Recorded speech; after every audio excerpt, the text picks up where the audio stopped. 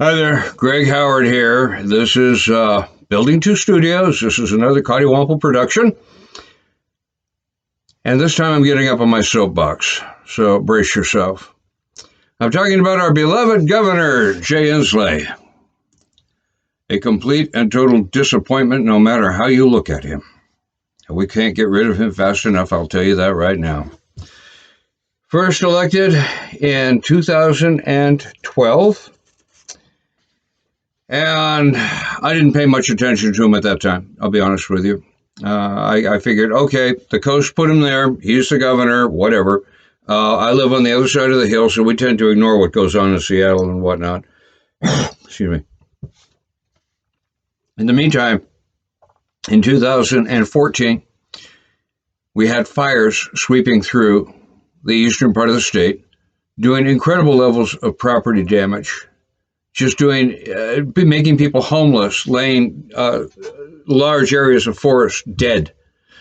And Inslee didn't lift one finger or spend one dime. He waited until the damages got to a state of affairs where he could call in for federal assistance. Yeah, well, we didn't vote for him. Why should he worry about us, right? Remember, now, this man early in his career was a personal injury attorney, ambulance chaser. And what do you expect? All right. So then 2015, lather, rinse, repeat. Same story. We had fire sweeping through, not one bit of effort. Waited until it was at a level where the feds had to intervene. Now, those fires were half a decade ago.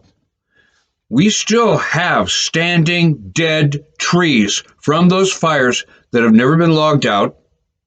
We have dead fall on the ground that has never been cleared, never been burned, never been dealt with. So in other words, it's set up for another big hot fire. The most piss poor forestry management I've ever seen in my life.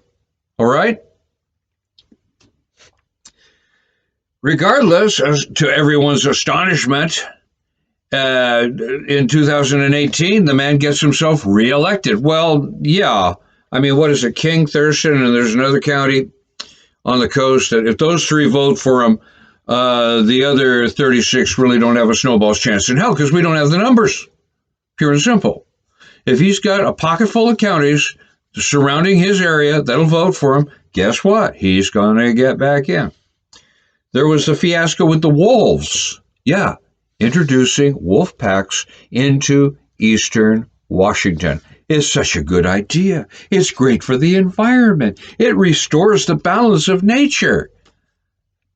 Until the damn critters started crossing the Cascades and showing up on the coast.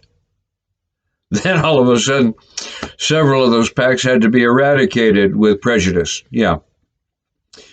Looked like a good idea at the time. And then last year, the same people who had such a fiasco with the wolves decided, well, what happens if we introduce grizzly bears into Okanagan County?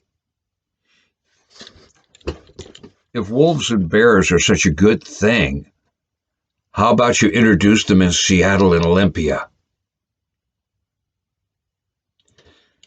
So, with that fiasco, that died on the vine, fortunately. We never got to the point that we found out how stupid an idea that is firsthand. Enough people with common sense basically blew it out of the water. Then the beginning of this year, Wuhan virus showed its ugly face. President Trump, on the advice of medical experts, remember, he admitted right up front, I am not a doctor. On the advice of medical experts, he shut down travel between the United States and China to try to reduce the infiltration of this disease into this country. Inslee was one of the loudest screaming, bigoted, xenophobic, racist, saying that there is no reason to shut down traffic with China. Now, the same man at this time has the economy of this state in an absolute stranglehold in the name of controlling COVID-19. But that wasn't his song back in January and February. He was singing a different tune then. Why? Because Trump said this is what we need to do. Well, then, of course, he has to take the exact opposite. Trump needs to endorse breathing and then watch the Democrats asphyxiate. That would be lovely. But I digress. Also early in this year, do you remember the episode of Chaz, or Chop, or as I call it, Chump, where 6 blocks of Seattle was taken over by BLM and Antifa? And it wasn't until 4 people died and several people were raped or robbed and several businesses burned out that they decided, maybe it's not such a good idea.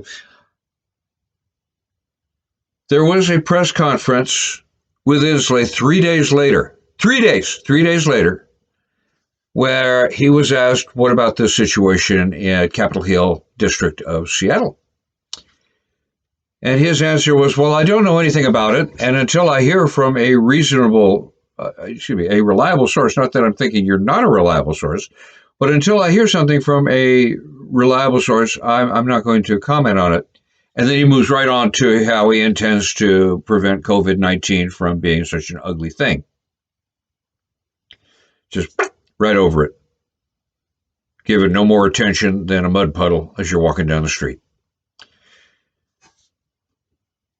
If I were governor of the state of Washington and the city of Seattle was taken over by radical elements, call me crazy, and I'll grant you many people do, but I don't care. I would want to know everything about it. And if I'm hearing about it for the first time, I'm not going to be blasé. I'm going to be demanding answers right then and there. And at the very least, I'm going to say, okay, you, come here. I want you guys to look into this, find out everything you can, get back with me right now. I'm going to deal with this. No. His was, whatever. I don't know anything about it, so I don't feel free to comment. Ambulance chaser. There wasn't a bit of truth in that. If there was a bit of truth in that, that's a level of incompetency that boggles the mind, okay? No. He just didn't want to talk about it. He did not want to admit that part of his state was out of his control. At any rate, that finally, the only time he even talked anything about it was when he called President Trump a dictator for sending in federal troops to try to maintain order and protect federal property. And in the meantime, the citizens of Seattle are under siege from BLM, and Antifa. Two sides of the same coin as far as I am concerned. The one are neo-Nazis claiming to be anti-fascist, and the other one is the Ku Klux Klan in blackface. And neither one of them is worth a tinker's damn. Period. All right? Any rate, that was the only time he talked about it, was he railed against President Trump because he sent federal troops in to protect federal property and try to disrupt the riots. And yet I've got people in this area that defend the Democrats and say, well, Trump's got blood on his hands because he let it happen. He doesn't have blood on his hands. He didn't let it happen. He was not given a choice. The 10th Amendment prevented him from doing anything more than he did. The people responsible for the riots in Seattle are Mayor Durkin and Governor Inslee. All right? Look no further than that. If you voted for him, the blood is on your hands. Any rate, so now we have a COVID shutdown even more fierce than anything that we have seen before. I'm a musician. I cannot go out in a park and play my guitar. Either for my own entertainment, or if I'm busking, or if somebody hires me out there to provide music, I cannot do it. I'm not allowed. I can wear the damn mask, but that's still, I can't do it. I'm not allowed. Why? Because His Imperial Ass Holiness, Inslee I, has decreed no. All right? Then we get the fires late in the summer. Here, same song, same dance, same everything. Not a dime, not a lifted finger. We got people coming in from other states, from other countries, helping us out of the goodness of their heart. But our governor could care less. He let it burn. All right? Then the icing on the cake. Last week, he decides on a goodwill tour. He's going to come out to the apple producing part of the state and give us apples. Apples on from his own farm. How cute, how quaint, how full of maggots. Yes, apple maggots. If that doesn't put the apple industry, where he has distributed these things, under quarantine for the next few years, I will be greatly surprised. This is the equivalent of when the U.S. Army gave cholera-infested blankets to Native American tribes. This is cold-hearted extortion, blackmail, sabotage, I don't care what you want to call it. This is an attack on the people he is supposed to represent.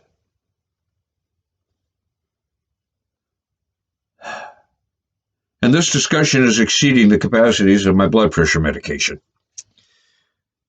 I am profanely fluent in 5 different languages, and the man has me stymied.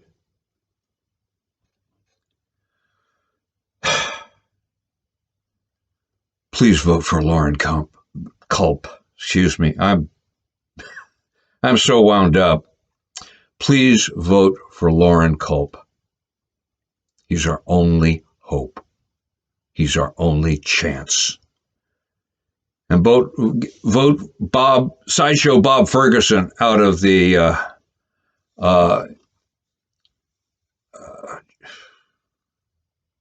Inspector General? No. Attorney General. Vote Bob Ferguson out of the Attorney General's office. That schluck's got to go too. I mean, the two of them together are the epitome of chutzpah. All right? Okay. Thank you for your time and patience with a grumpy old man who's seen too much. At the very least, I hope you might have learned something from this. And I pray to God that we don't have another term of Jay Inslee. Good night and God bless.